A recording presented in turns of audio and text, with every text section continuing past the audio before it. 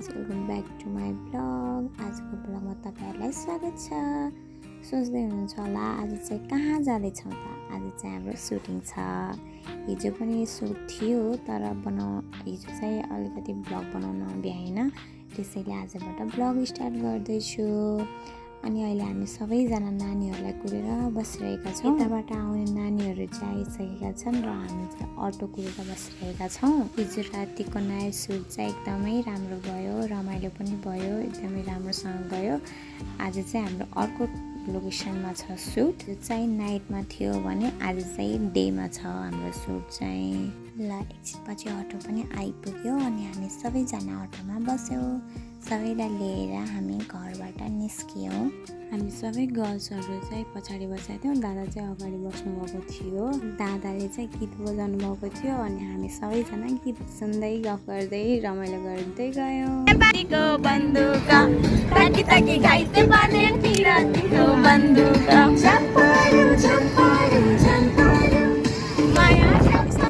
गर्दै गर्दै हामी नेटलन्ज पुग्यौँ। त्यहाँ पुगेपछि सबैजना अटोबाट झऱ्यौँ। हाम्रो हिजो सुट जहाँ भएको थियो हामी त्यही नै झऱ्यौँ। नानीहरू चाहिँ टाढा टाढा बसेको थिए अनि मैले चाहिँ उनीहरूलाई टाढा नबस, कोही कस्ता हुन्छन् कोही कस्ता हुन्छन्, त्यसैले ग्रुपमै बस भनेको थिएँ। हिजो चाहिँ हाम्रो सुट ठ्याक्कै सफल मार्टको ठ्याक्कै अगाडि रोयल क्राउनमा थियो, तर आज चाहिँ हाम्रो सुट हुने ठाउँ अलिक फरक थियो, त्यसैले हामी त्यहाँ गाडी कुरेर बसिरहेका थियौँ। तर हामी सबैजना ग्रुपमै बस्दा ठिक हुन्छ नि त, कोही कता गयो भने अलि अप्ठ्यारो पर्छ। मान्छेहरू कोही कस्ता हुन्छन् थाहा हुँदैन, त्यही भएर हामी चाहिँ सेफली आफ्नो केयर गरेर बस्नुपर्छ। त्यसपछि केही बेरमा हाम्रो गाडी पनि आयो अनि सबैजना गाडीमा बस्यौँ र फेरि आफ्नो लोकेसनतिर लाग्यौँ। गाडीमै पनि हामी सबैजना एकदम रमाइलो गर्दै गफ गर्दै हाँस्दै गयौँ। बाहिरको भ्यू चाहिँ कस्तो राम्रो देखिरहेको थियो क्या। मलाई डान्स भनेपछि कहिल्यै अल्छी लाग्दैन कि। अहिले जति नै स्ट्रगल गर्नु पऱ्यो भने यही मिहिनेतले अर्को पटक पक्कै सफलता दिलाउँछ भन्ने विश्वास छ। त्यसैले जीवनमा जस्तो सुकै कठिन परिस्थिति आए पनि आफूले स्ट्रगल गर्न चाहिँ कहिल्यै छोड्नु हुँदैन जस्तो लाग्छ मलाई। मिहिनेत गर्दै जाने हो भने एक दिन आफ्नो सपना पक्कै पुरा हुन्छ भन्ने आफूमा विश्वास छ। अनि फाइनली हामी हाम्रो सुटिङ लोकेसनमा पुग्यौँ। लोकेसन चाहिँ एकदम राम्रो थियो। सबैजना गाडीबाट झऱ्यौँ अनि फटाफट रेडी हुनतिर लाग्यौँ। उहाँ चाहिँ हाम्रो अमृता दिदीले चाहिँ मेरो मेकअप गरिदिँदै हुनुहुन्थ्यो। म चाहिँ रेडी भइसकेको छु अनि हाम्रो यहाँ डान्सर्सहरू पनि रेडी हुनु लाग्नु भएको थियो। त्यसपछि हाम्रो केही क्लिप पनि खिच्यौँ। अलिअलि गरेर सुट सुरु भइसकेको थियो। तर आज चाहिँ कस्तो घाम यति धेरै थियो कि उफ, बाहिर निस्किन पनि गाह्रो भइरहेको थियो। तर सुट भनेको सुट हो नि, घाम त केही नभने काम गर्नुपर्ने हुन्छ। उहाँ चाहिँ मेरो सफल दादा, मलाई पनि एकदमै गर्मी भएको थियो। अब त्यसपछि चाहिँ दिदी दाईहरूको पालो थियो, उहाँहरूको सुट हुन बाँकी थियो, त्यसैले उहाँहरूको सुट भयो। उहाँको सिन सकिसकेपछि त्यसपछि हामी सबैजना अर्को लोकेसनतिर लाग्यौँ। त्यहाँ पनि हाम्रो सुट भयो, धेरै राम्रो क्लिपहरू आयो। तर त्यहाँ चाहिँ मैले ब्लगका लागि भिडियो क्लिपहरू बनाउन पाइनँ, त्यसैले त्यसको लागि सरी। हामीले अघि सुटिङ गरेको लोकेसनभन्दा अलिकति अगाडि त्यहाँ थियो हाम्रो अर्को लोकेसन चाहिँ, त्यही भएर हामी हिँड्दै गएका थियौँ।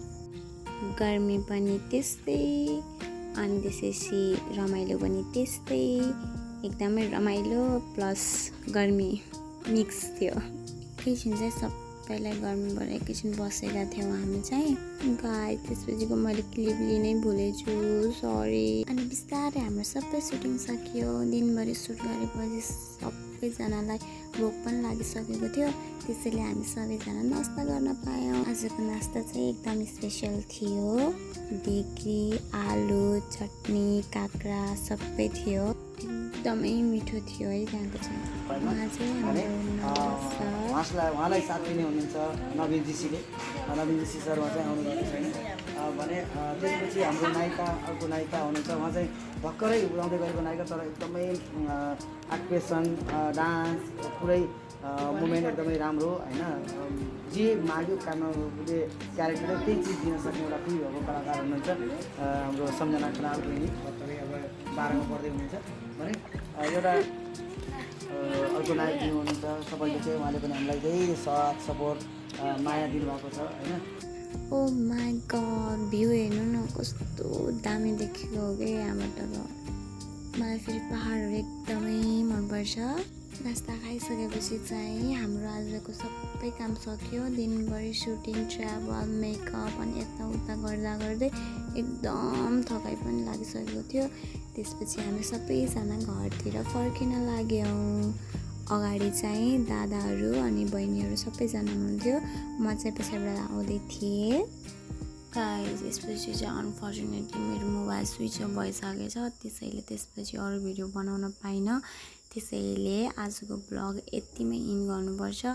आजको ब्लग अन्तिमसम्म हेर्नुभएकोमा thank you so much everyone. हामीले गरेको मेहनतलाई सधैँ जस्तो माया सपोर्ट र हौसला दिइराख्नुहोला। हाम्रो गीत रिलिज भएपछि फेरि अझै रमाइलो मोमेन्ट्सहरू लिएर भेटौँ। अनि आजको ब्लग कस्तो लाग्यो कमेन्ट गरेर भन्नुहोला। सबैले माया गर्दै गर्नुहोला। अब चाहिँ नेक्स्ट ब्लगमा फेरि भेटौँला। Until then take care everyone, bye by.